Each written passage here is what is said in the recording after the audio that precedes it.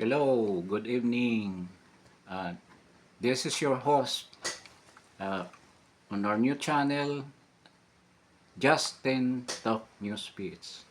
Kumusta kayo? Right now, we are experiencing here in the Philippines a very stormy weather. Uh, the storm, the typhoon, is in Aurora province right now. Medyo gloomy ang sceneries dito, especially dito sa BGC. Medyo ah, medyo foggy, foggy ang surroundings, and then quite cold. Uh, we'll be we are experiencing a very cold weather. And foggy, everything is obscure. If you're living in a 35th floor, halos wala ka na makita. So some Filipinos like cold weather, but some don't like. But I like cold weather. Uh, Reminds me of Central London, parang ganyan. Or the areas of Paris, ganyan ang during winter time or summer kasi hindi naman gaano mababa ang temperature. Today, we'll be discussing about uh, PRRD. PRRD, alam naman natin that he attended the Quadcom hearing last Tuesday, and there's a lot of uh, uh, news about that comes out in the mainstream media, and most of them are negatively broadcasted. Pero dito sa atin, uh, gusto natin i-balance ang lahat because uh, for a lot of people, what President Duterte did was an excellent uh, show na talagang siya ay may karunungan sa batas. May kaalaman siya sa batas. At pinapakita niya na by all means talagang susunod siya sa batas. Despite yung mga sinasabi niya, but because if you're not a lawyer and you don't know the criminal law, iba ang interpretation mo with regards to what he said. So, ganun ang nangyari. And the Quadcom uh, members also, iilan lang ang lawyer. And these lawyers, hindi nga nila alam alam nila siguro, but they are not aware of that. Or talagang uh, binaliwala nila yung mga kaalaman nila regarding sa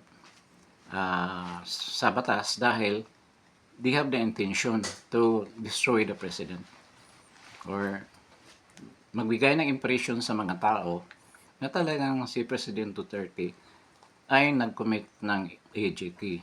So, ganyan ang nangyari. But to the eyes of those who know the law, know the court procedures, alam na ang daming pagkakamali ng mga congressman who conducted the hearing last Tuesday. It seems that yung ginagawa ni PRRD ay nagbigay ng expose doon sa mga kahinaan at kawalang due process, ang pagiging parang inquisitorial. Hindi siya actually an investigation that respects the rights of the accused o rights ng lahat na kasama sa hearing.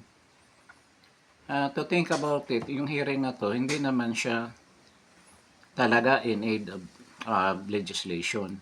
This is purely an investigation to show to the public na si President Duterte may kasalanan sa implementation ng war on drugs. So yun, doon nakasentro yung mga tanong nila. Doon almost paulit-ulit, napaka-redundant ng mga tanong.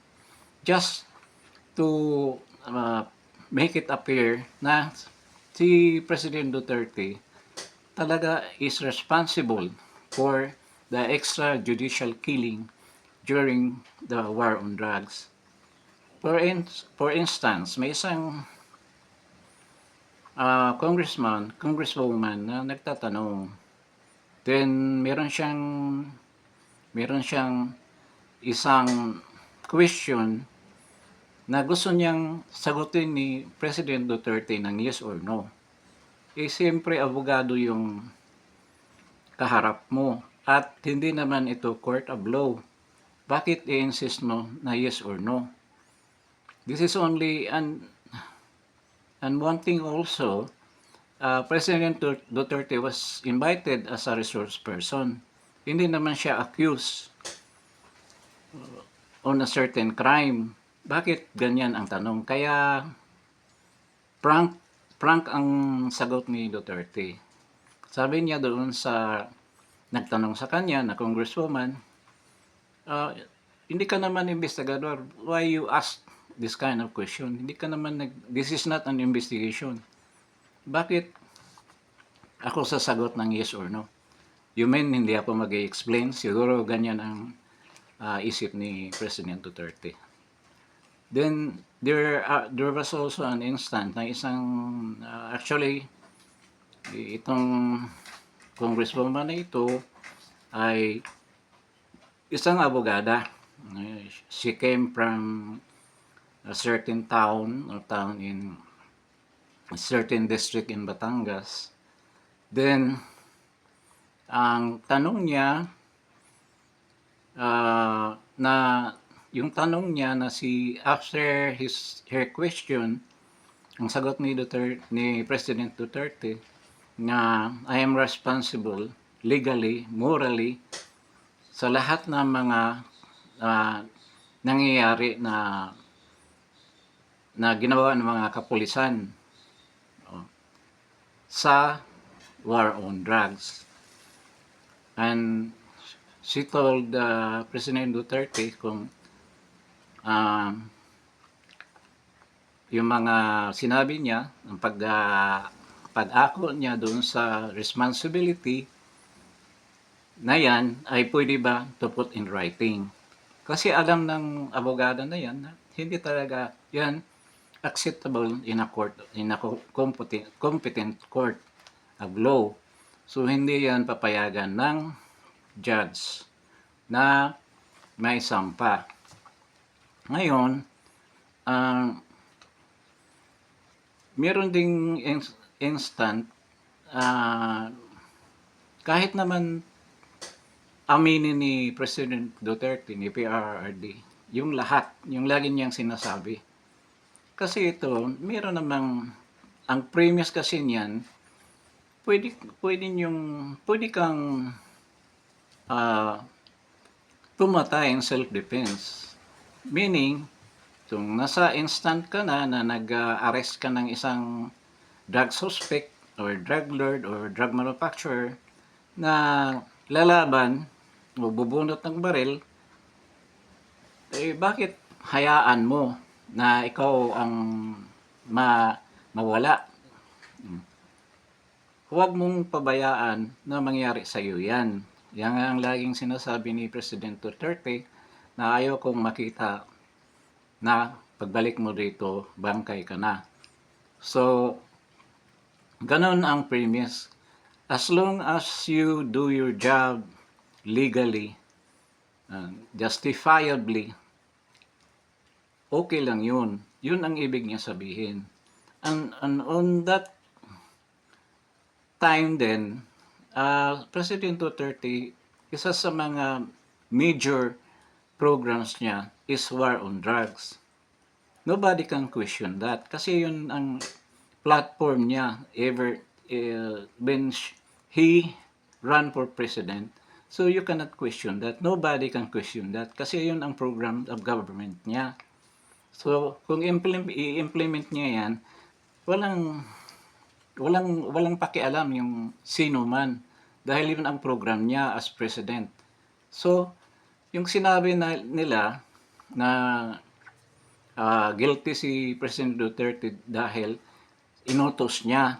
Mayroon pang ang pagpatay sa mga drug lord or other drug addicts and drug manufacturer.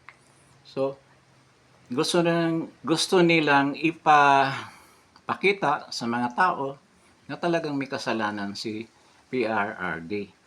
But, yun nga ang paliwanag doon na hindi naman niya inutos na patayin na lang basta yung isang tao. Lagi nga niyang sinasabi na ayaw kong makita na yung isang pulis umabuso, pumatay na isang taong nakagapos at nakatali yung kamay at tapos nakatalikod, binabaril. Ayaw niya ganyan. That's murder na yan. That's salvaging. So, hindi yan ang utos niya. Sabi rin niya, yung mga pulis na nag-aabuso, talagang pinaparusahan niya. Mamanifest mo rin yan sa data dahil maraming pulis na nademanda. Hindi naman totoo na walang pulis na nakasuhan. Sabi nga ni General Marvel na maraming napatay na pulis. So, ibig sabihin, during his time na hindi pa siya chief PNP, so ibig sabihin, maraming lumaban na mga drug user, drug addict, or drug lords na lumaban. Kaya, karapatan ng isang pulis na protektahan ng sarili niya. Kung ako naman yan, ay bakit kung I'm going to implement the law for an arrest of a suspected drug lord, bakit magpauna ako? At saka, common sense yan. Yung mga drug lord na yan, it's impossible for them not to own guns kasi with the huge amount that they are raking almost every day kung nagpa-function yung business nila, they have to protect themselves not only from the authorities but also from mga kapwa nilang kompetensya na mga drug lords. So, nakakatawa naman kung sabihin na wala silang mga firearms. Always yan may firearms sa mga drug lords. Then second, ang mga drug lords kumukuha ng protection yan from the police itself. So, kaya nga nauso yung mga protector ng mga drug lords. Malalaking drug lords, talagang may mga protector sila na mga police na hindi lang ordinary police, may mga position pa. That's a common knowledge. Kaya kung sabihin mo na si President Duterte are responsible for these killings, well, imposible yan. Isa pa, kahit nasabihin niya, akong pumatay, ako ang niyan, ako ang nagorgor niyan lahat. Tatanggapin ba yan sa korte? Kung ikaw abogado, alam mo na hindi. Bakit ipo-pursue mo yung question niyan during the hearing? Para lang ipapakita sa mga common na tao na medyo hindi gaano nakakaintindi na guilty si President Duterte with these killings. So, yung case na yan, kung isampa mo sa korte, hindi tatanggapin ng mga judges yan. Sabihin, kasi simple, kahit sabihin mo na ikaw ang pumatay, kailangan may isang mag-corroborate na witness na sabihin na, oh, sinong pinatay mo? Anong pangalan? Saan? Anong ginamit na armas na pagpatay? Tatanungin niya ng korte. O, mayroon bang isang nagpapatotoo na ginagawa yan ni Duterte? No one, even in during the time of Dilima, where yun ang accusations niya, wherein she was the Secretary of Human Rights and also the Department of Justice Secretary. Not one case was na sinampa sa korte. Not one. Yan nga ang problema. They kept on accusing. Then, bakit hindi nilang kayang isampa? For the simple reason na walang ebidensya. Yung mga nag-accuse sa kanya, Sinalas Cañas, Matobato, wala naman yun. Wala naman sila talagang kaalam-alam kung ano nangyari. Kasi sila ay mga witnesses na manufactured para lang masira si President Duterte. Isa pa rin, nagalit si President Duterte doon sa isang Quadcom. Actually, ano yun hindi, I don't want to name, but sabi niya, nagtanong siya na the lady congresswoman also asked, I was using pala ng affidavit ng other person. Kasi once na mag-issue ka ng affidavit, kailangan sa court present ka para you will testify that this affidavit that you sign is your affidavit that you sign in front of the judge. Ganon yun eh. Hindi pwede na wala ka that you're absent. When asked kung saan na ba tong na to, wala. Sa case naman ni Asherto, ganon, nagtago daw. Well, bakit ganon? You can't use an affidavit without the person present in the court. Or hindi naman court ng ang Quadcom, take the effort sana na to present the person na nag-accuse. Paano mo sagutin yung mga accusations kung wala dyan yung taong nag-accuse? Simple as that. Paano mo sagutin yan? Yung mga accusations, totoo ba yung mga accusations na yan? And I think doon sa mga affidavit, Xerox copy pa or photocopies pa ang binigay sa Quadcom. So, paano ngayon yun? Paano masabi mong totoo yung mga accusations na yan? Yun din sa lady lawyer na nagtanong, ini-insist niya na the crime was done dahil na yung sinasabi nilang principal by inducement dahil daw mayroong program or program yung si Pangulong Duterte na magbibigay ng reward doon sa mga pulis na mayroong nahuli or pinatay na drug lord or drug addicts. Paano magiging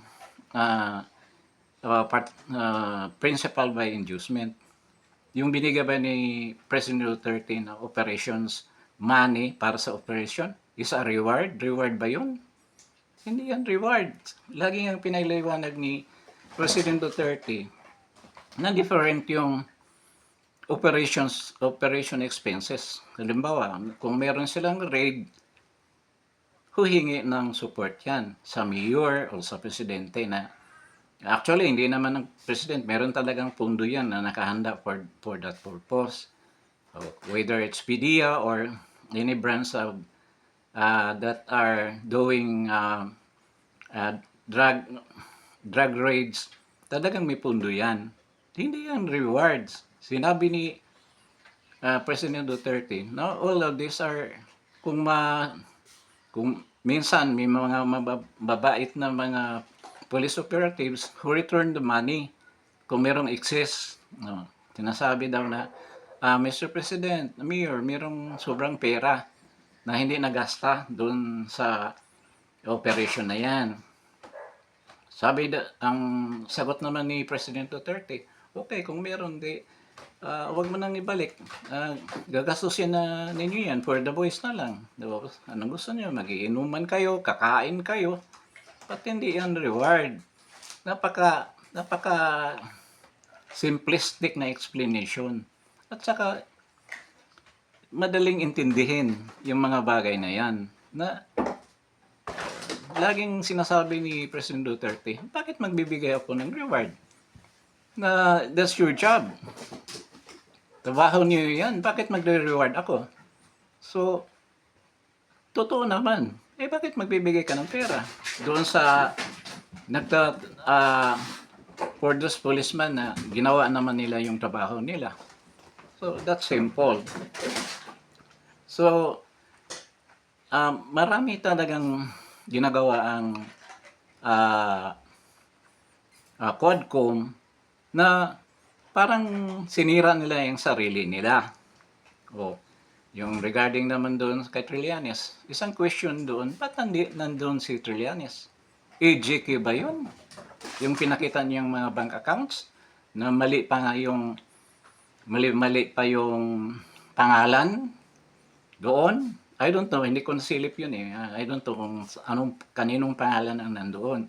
So, we will come to the conclusion, kung mali yung mga entry doon sa bank account na yan, talagang fake yan. Manufactured yun, siya lang ang gumagawa. So clearly, hindi dapat yan aakseptahin. And then, photocopy. Why can't you produce the original copy? To give credence to the authenticity of your documents. So, paano ngayon yun? So, this kay Trillanes naman, supposed to be wala siya doon. Sabihin niya na drug money yung pumapasok na pera sa accounts ng mga Duterte. But it's not AGK. Iba ang AGK. Kung sabihin mo drugs, iba yun. Bakit nandyan siya? Nandyan si Dilima. Then, the same case din doon kay Asherto, Matubato, and Las Cañas. Ang mga affidavits nila are not testified personally in the hearing. Wala sila doon. Paano mo tanongin yun? Kung totoo ba yung linalabas mong, pinirmahan mong affidavit na wala ka naman dito.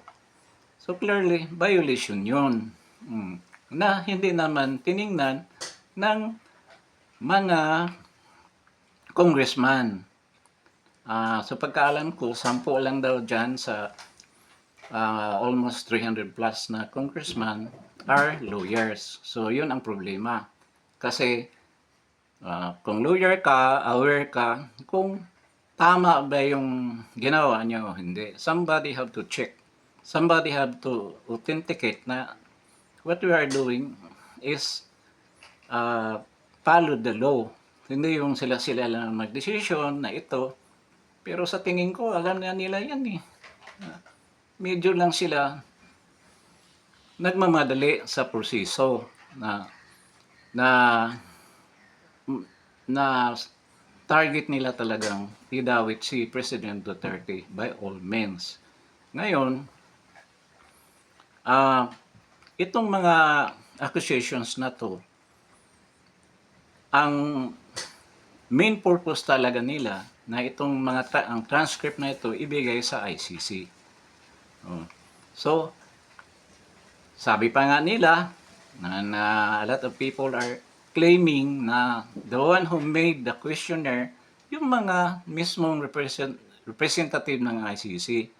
So, ibig sabihin kung totoong mga member ng ICC ang gumawa ng mga report ng mga questionnaires na to through law office daw nakakilala ni Speaker Romualdez, napakabobo naman nila na hindi nila alam yan. Or kung mga foreigner ito, kabisado ba nila yung batas sa Pilipinas? Sabagay, they're a court din sila. Sabi pa nga nila, there are 35 judges daw sa ICC. So, napaka ano naman nila kung sila ang nagbigay ng mga questionnaires na to na na, na halos na hindi makasagot yung ina-accuse nila. I doubt kung ganyan din doon sa Hague, doon sa headquarters ng ICC, kung meron silang hearing na they don't give the accused a chance to explain. Hindi naman siguro, ay, mga Europeans ito. And nasa forefront sila sa justice system internationally and worldwide. So I doubt marami sa kanilang gumagawa ng libro regarding sa justice system. So hindi naman siguro sila ganyan. So nagpapakita lang ito na itong ginagawa ng Quadcom, kung tanggapin yung mga transcript, halimbawa, ibibigay nila doon sa ICC, kung tanggapin yan, and gawin nilang proof para para pagsampa ng kaso kay President Duterte, napakatanga nila. Kasi if there's a hearing na talagang totohanan, na based talaga doon sa batas, patalo na sila. Wala silang panalo. Walang ebidensya. Ang daming mga violations of law sa ginagawa nila. Paano sila manalo? Pero kung tanggapin naman nila, napakabubo nila. So, sa tingin ko, hindi naman siguro ganyan ang ICC, yung mga representative, especially the judges. So, siguro, kasi pagkaalam ko, maraming tao ang nanood sa hearing. Not only in the Philippines, not only in Asia, but in Europe. Sa London nga, merong nanonood eh. Lalo na sa US. Ang daming nanonood na hindi lang Filipino. Kasi ano nga to, parang milestone sa Philippine history na merong isang former president na umattend ng isang congressional hearing. Kaya ang daming nanonood hanggang Europe, hanggang Netherlands. Meron akong mga kasama ng trabaho noon na nandoon pa. Sa Germany, daming nanood.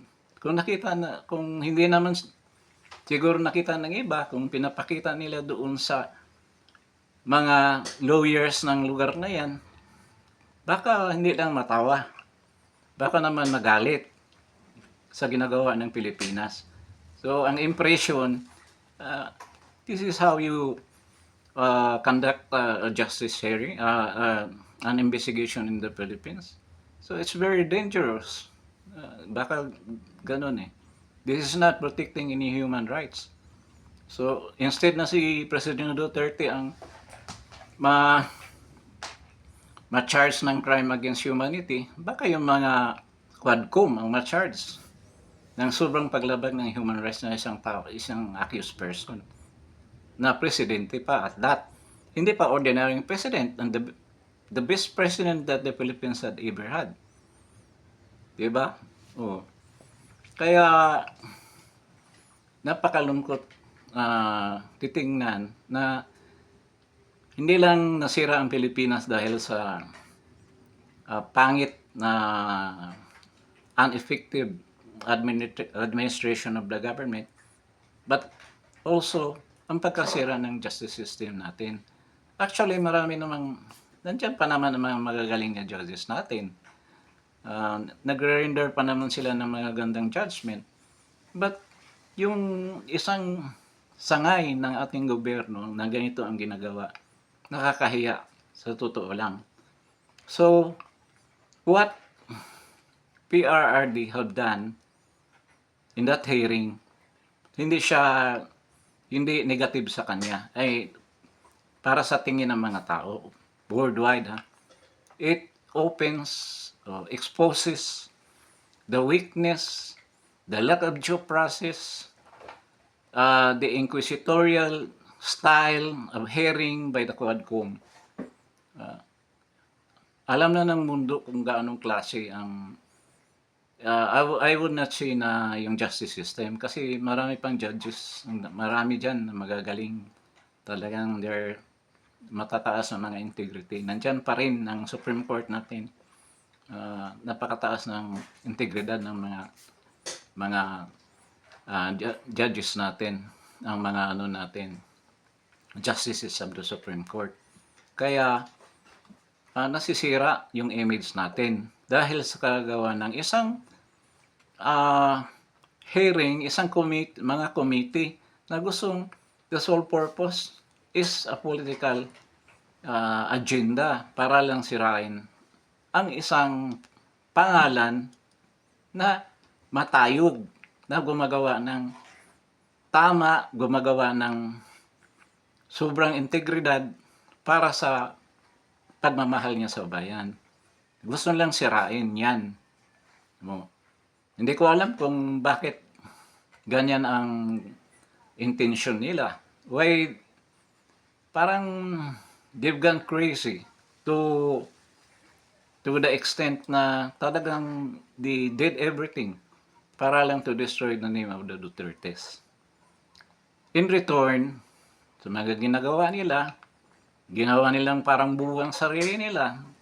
A lot of them are, mayroong lawyers na nagtatanong, but they disregard yung kaalaman nila. I know, alam nila yan. Hindi ko alam kung bakit kinalimutan nila yung knowledge nila about the law. For what? Para anong kapalit? Di ba? Alam na natin anong kapalit. Ayoko naman, I don't want to accuse these people. Pero unconsciously, alam natin na yan talaga. Yan ang pinakamabigat na reason. So,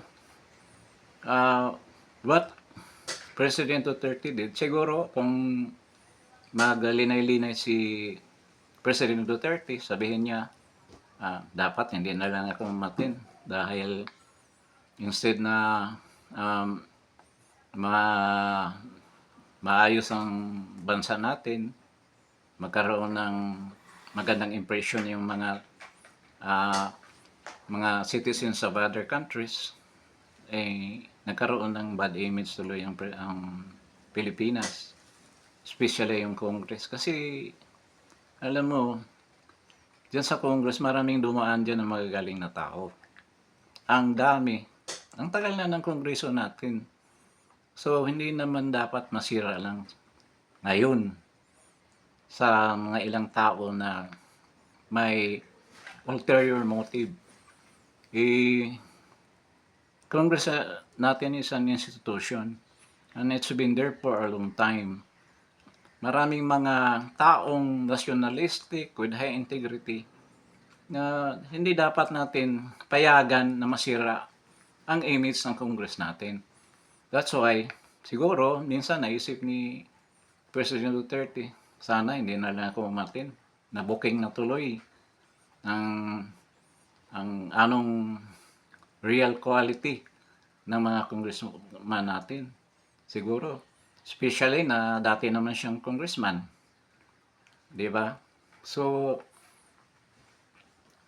minsan siguro naisip niya yun. But, nangyari na yung nangyari. Ang ano na lang natin, that this type ng mga congressman natin with the coming elections, mapapalitan naman ng medyo mga congressman na medyo mayroong malaking pagtingin sa responsibility nila as congressman na tulungan yung mga distrito nila. Nga hindi unahin yung agenda nila, political agenda, para isulong ang kanilang mga intentions, ang kanilang mga motives. O ganun lang sana, ganun dapat. Um, CPR din naman, nakakahawa yung ano niya, yung tibay niya, courage niya, yung talagang makita mo sa kanya na wala siyang intensyon but to protect the country, to protect the citizens of this country. Makita mo naman sa gawa niya, sa pananalita niya. Kahit sabihin nila nagmumura, lahat naman tayo nagmumura eh. Ngayon, alam natin yan. Lalo na yung nag-abroad. Yung galing sa Europe or galing sa ibang bansa. Alam natin yan. Expression na lang yan. Dito lang sa atin, siguro, dahil sobrang ano natin sa religion natin. Kaya, yun ang yun ang culture natin na hindi talaga maganda ang nagmumura. Pero, spur of the moment lang yan dahil galit na nga yung tao eh. Natural lang yun na behavior ng isang taong galit. Especially na yung intention niya na tumulong, parang pinipigilan ng ibang tao. So, malungkot man, yung ang sabi ng isang sa akin, isang kaibigan, ano na kayang naiisip ng mga congressman na yan? O, kung patuloy nilang gagawin yan, and there is a scheduled hearing on the 21st of November, next week na yan, yung demand ni Drexy, pangalan noon si Drex, isang congresswoman na siya lang ang nagsalita in favor of President Duterte. Lahat na sinasabi niya ay katotohanan. Cardima, I think tama yun. Yung wife ni yung dating congressman na si Cardima din. Yung mga UP bankers to sila eh. Dati naman yung supporter ni BBM.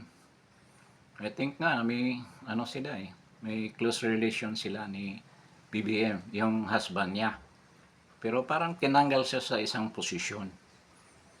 Pero ito, Duterte Youth Party List, kung naalala ko, ito pa yung nakalaban ni Jim Paredes doon sa yung nakasagutan ni Jim Paredes doon sa People Power Monument.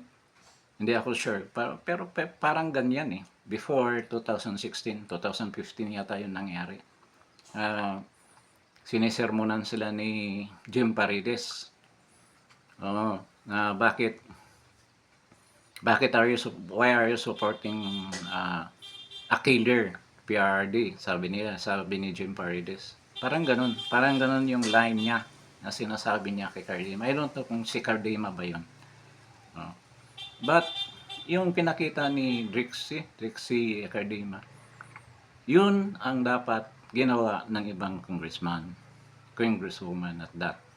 And this woman is brave. Talagang courageous din siya. Kasi, tinindigan niya kung anong sa tingin niya na tama.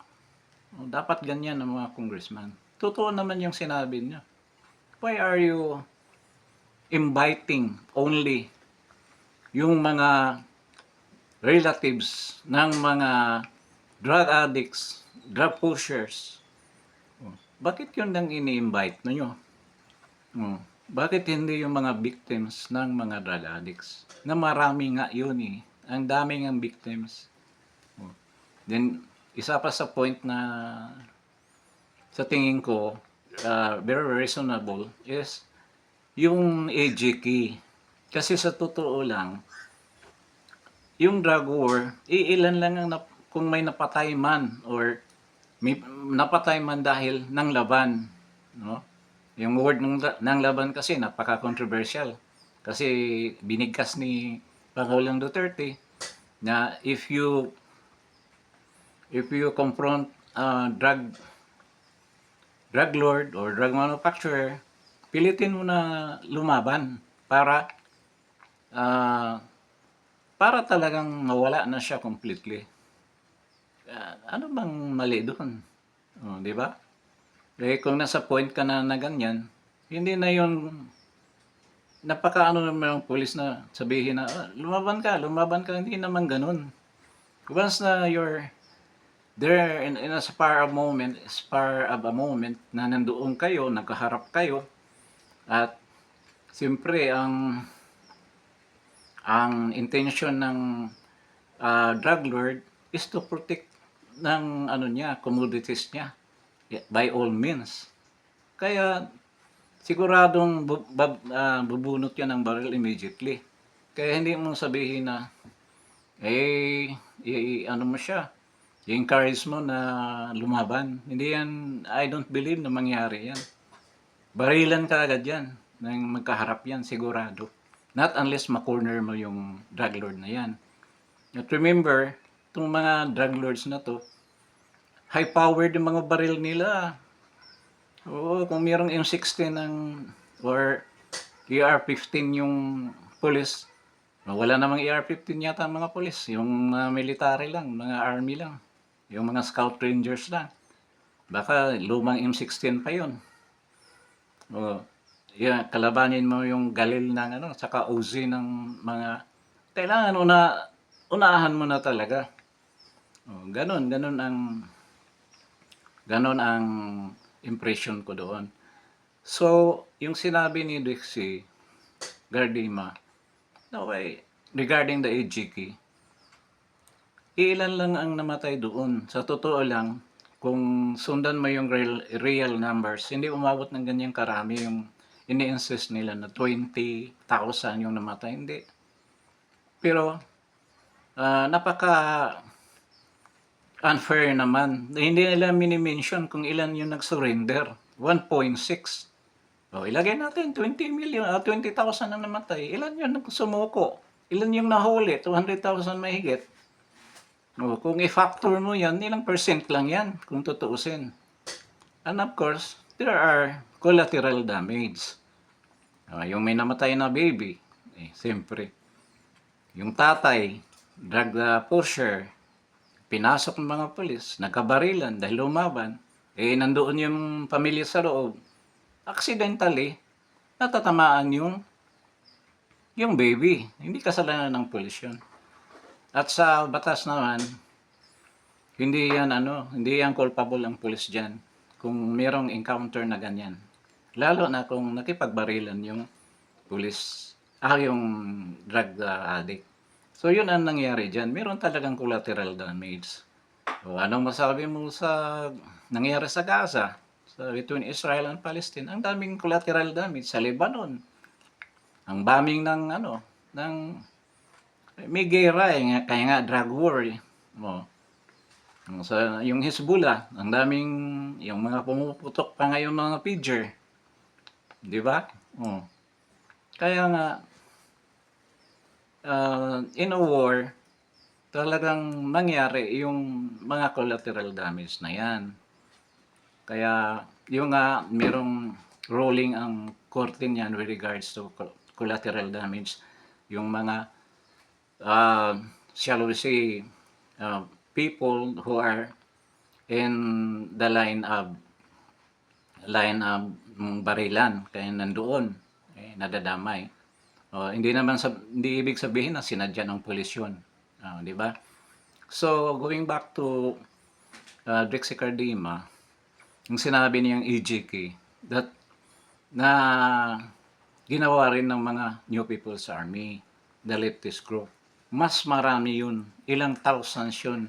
Walang walang pinipili. Lahat. So, ba't hindi yun ang iimbestigahan din? Because you're talking about EJK. Even the Abu Sayyaf, yung mga pinutulan nila ng ulo, that's EJK also. So you should include that. Hindi lang naman EJK sa drug war. Di ba? Yung pinaka bigat na sinabi niya, yung why are you not inviting the victims of the drug addicts and drug lords, yung mga na-rape, yung mga nakidnap. Merong cases na nangidnap ang mga drug addicts. Oh, marami ganyang cases. So, makikita mo na hindi talaga wala sa tama yung hearing na yan. Then, ah, laging siguro nagalit si Franz Castro noon, saka si Manuel dahil laging minimension yung, saka yung ni Recol Menares. Puro mga leftist yan eh. And titingnan mo rin yung mga witnesses nila. Mga leftist din yun. Hindi nila mga witnesses, mga member din, mga support group siguro ng NPA yung mga yun. Kaya humaharap dyan. Kaya dapat, imbitahan nila lahat. So, anong depensa ng mga officer doon sa committee na yun, ng Quadcom? Sinasabi nila, ba't hindi kayo nagpupunta dito? Na you file your petition na itong mga tao na to, kailan mag-appear sa meeting. Ngayon lang nyo sinabi yun. Dapat naman kayong mga congresswoman, congressman, dapat ginawa na ninyo yan to invite everybody na involved dyan sa drug war na yan. Bakit hindi nyo tinatawag yung mga SOG mismo? Si Calida ba o si Minardo Guevara? Kasi siya ang abogado ng state ng Pilipinas. Or Secretary of Justice, si Tibet Aguirre, tawagin mo yun. Para maka-explain kung ano ba talagang nangyari. Why very selective? Kasi ang purpose nila, para lang talaga masira si PRRD and ultimately BP Sara. So, yun ang clear na mensahe diyan sa na yan, hearing na yan. And I don't know kung kailan na nila tapusin yan. Siguro kung they will feel na wala na talaga, hindi naman sila makukuha ng sympathy sa mga tao. They will never achieve their intention to sway the impression of the people against President Duterte. It will never happen. With what they are doing right now. Imagine right now, people in Catanduanes and Camarines Dait and even Samar are suffering the effects of the typhoon. Saan na yung DSWD? Baka nauna pa doon ng OBP, kay BP Sara. So you can imagine that. And right now, I think nasa Aurora na. Then it will be crossing the land of Luzon, Nueva Vizcaya, then going to Pangasinan before it will exit from the Philippine area of responsibility. So, ano namang damage mangyayari dyan? Have the government prepared for this calamity? Lumabas na si Opel, mayroon bang nagawa doon sa Bila, Cagayan area? Where are the EDCA sites? They're saying that we need the EDCA sites so that we can use that during calamities like this one happening right now. Mayroon bang isang foreigner or American rescue group na nandoon? Wala, di ba? So makita natin, palabas lang lahat yan. So, napakalungkot sa nangyari dahil naalala ko nung panahon ni President Duterte, 3 days before a storm will happen or a typhoon will happen, nandoon na lahat, naka-ready na lahat. And during the night, kung kailan nangyari ang storm, si PRD hindi natutulog. Nasa harap ng TV. Then, they're talking to their people na nandoon sa area kung ano na nangyari. Ano bang kailangan kaagad. But, meron ng mga supplies doon na preposition nung panahon ni PRD.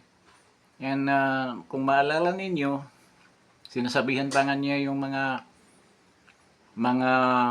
cabinet secretaries niya na especially doon, naalala ko si Lorenzana, I think, na taga Isabela, kung nung natamaan na yung Isabela, in-encourage niya to go home para makatulong sa mga mamamayan na nandoon to help para mabilis ang delivery ng mga relief goods. So, ganyan ang ginawa ni PRD. And 3 days before, nag-monitor sa TV. Maganda pa yung TV4 noon eh. No? Ngayon, wala na eh. Actually, si PRD naman talaga ang nagpaganda ng station na yan. Eh, ngayon, I don't know kung kapanahunan pa yun ni Martin Andanar, if you remember. So, ganyan ang pagkakaiba. Ngayon, have you heard BBM talking to the people? Wala. Hinayaan lang niya kung sinong mga cabinet secretaries na niya to do the job. Kaya sabog-sabog ang ginawa nila. Then, si Speaker, hindi naman nagpunta sa DAIT para mamimigay ng ayuda. Right now, na kailangan ng mga tao. Naalala ko yung Siargao noon, nung panahon ni President Duterte. Pati nga the problem sa ilaw, gusto nilang ma-solve. Kaya gusto niya bumili ng maraming generator para ibigay sa mga barangay. Then, bumili sila ng maraming mga tarpaulin or yung mga, ano bang pangalan sa Tagalog yan? Luna ba yun? Para temporary na shelter.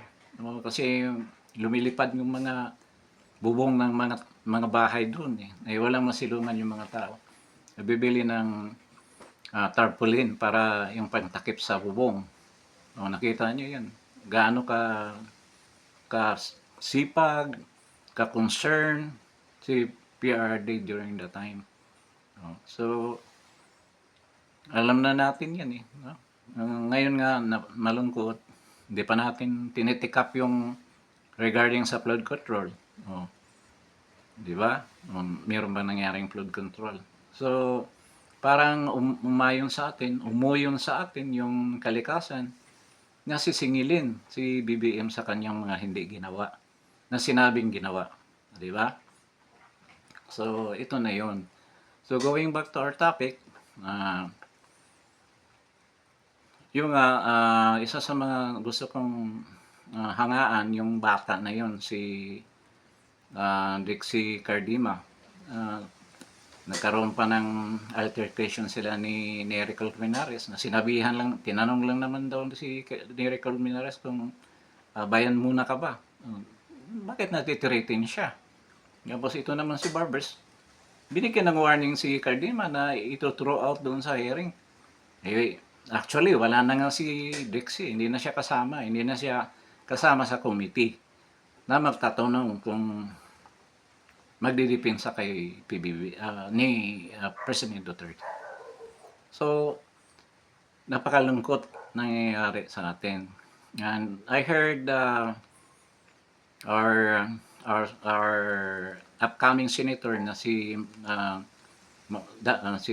anong first name ni Marcolita, na talagang intention niya na pupunta para naman madepensahan ng husto si President Duterte. Kasi meron naman tatlong judge, magagaling na abogado si President Duterte, pero they are not allowed to comment or to say anything on the floor. What they can do is to advise PRRD regarding his rights. Kaya nga isa sa mga sabi na why change of heart daw doon sa pag-sign ng what we call this regarding the bank statement na mag-prepare na siya ng waiver. Sinabihan ni Panelo, it's not right to do that. They have no right, and even it's a violation by law. Libel yan na you're accused ng mga documents na hindi naman authenticated. At walang ibang magsasabi niyan kung hindi ang korte. Nasabihin na tama itong mga dokumento na to. Hindi naman korte ang Quadcom. Kaya nga si Trillanes is violated the libel law. Meron pa nga siyang gustong idemanda siya sa pakipag-usap niya sa ICC na traitorous daw. I don't know kung anong batas ang may isasampa nila dyan. Kasi nakipag-usap siya na wala namang jurisdiction ng ICC sa atin. At the same time, we are a sovereign nation. Hindi kailangan nakialam ng ICC sa atin. At siya, nakipag-usap.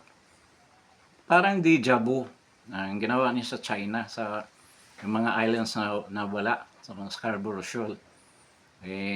Dahil nga doon, nademanda pa si Banat Bay. Di ba? Nung maalala nyo. I don't know kung ano nangyari doon sa case. Kasi sinabi daw ni Banat Bay na bininta ni Trillanes yung Scarborough. Bakit masaktan? Hindi ba totoo yun? Hindi ko sinabi yun ano lang yun, assumption. Normal lang yun na ganyan kasi sa actuation niya na ilang beses siya nagpunta sa China. So, I don't know kung totoo. Hindi naman natin ma-prove din yun. Not unless kung si Brady yung mabuhay ulit. Nandun sa notes niya daw yung pinag-usapan nila Kaya nung kinumpron siya ni Enrile, nag-walk out siya sa Senate. Kung malala nyo yun. With regards naman sa pagbibinta niya, kailangan din ng proof yun. Kung totoo ba yun. Until now, nobody is presenting enough proof kung totoo ba yun. Ina-assume lang. So, I don't know kung may point si Senator Trillanes, but lagi niyang ginagawa yan. For the hate niya sa mga Dutertes, especially President Duterte. So, going back to our topic, na yung unknowingly, hindi naman sinadya siguro ni President Duterte na malaman ng buong mundo na ang ating Kongreso, ang Quadcom, ay ganyan kasama ang patakaran sa pag-implement ng tamang pag-imbestiga. We should remember na in aid of legislation ng batas na gusto nilang buuin at nag-invite sila ng iba-ibang resource person. PRD and everybody na nagpunta doon are mga resource person. Ang labas, parang siyang accused. Di ba? So, dapat hindi ganon. So, Congress should correct para naman hindi sila tuluyang masira sa publiko. In contrary to their desire to destroy the Dutertes by all means. So, hindi siguro sinasadya ni President Duterte na masira ang Kongreso. Kasi pagkakaalam ko, mahal na mahal din niya yung Kongreso as an institution. Ngayon lang, nagkaroon ng lamat ang image ng Kongreso. I don't know kung anong gagawin ni Speaker about that, or sa tingin ko, he have other plans na nag-entice nitong mga congressman to stick with him kahit na hindi na maganda yung ginagawa ng mga tao nandyan for the ultimate purpose of fulfilling their ambition. Alam naman natin kung ang ambition ni Speaker Romualdez. So, dapat they will rectify lahat na pagkakamali nila. Pero marami nagsasabi na imposible yan. So, hayaan na lang natin sila. Basta doon tayo sa tama, doon tayo sa katotohanan, at doon tayo sasama sa taong with high integrity and proven na ang kanyang pagsiservisyo sa bayan natin, ang pagmamahal niya sa bayan. At yun lang si PRD. And also, the Dutertes, especially Pinday Sara. Kaya yung mga charges na pinupukol ni Trillian sa kanya, ano yun, garbage yun. At saka matagal na, rehas na. So, with this, isa lang bagay ang request ko sa inyo na sana naman mag-subscribe naman kayo kung gusto niyo yung pinag-usapan natin. Isang subscription lang, ayos na sa akin. Then i-like din ninyo. I-like din ninyo ang broadcast na ito.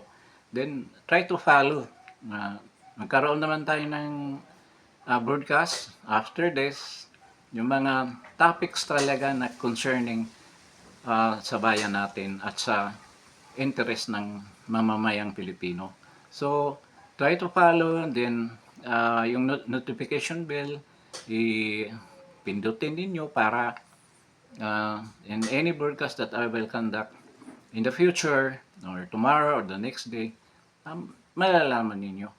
I'm sure na all the topics that we will discuss in this channel, Justin Talk Newspeak, it's a very sensical and very important malaman natin for the sake ng mga Pilipino, mga citizens that love this country. Isa na kayo dyan, so i-subscribe naman yung channel natin para naman lumago itong channel na to. So with this is your host, and this is Justin Talk News PH. Actually, this is a new channel. Nawala na kasing una kong channel, but that channel is geopolitical issues naman yun. Okay lang. Right now, nandito naman ako sa local politics. Di okay lang na magsimula tayo sa wala. So, with this, thank you very much for coming over. Good evening sa lahat. Medyo madilim ang Philippines at ang lakas ng hangin. Parang mababasag na yung gumiwang-giwang na yung building namin dito. At hindi na makita yung labas. Kung titingnan mo kasi puro puro salamin yung building, parang mababasag na yung gumagalaw eh. Mahirap din tumira ng glass tower.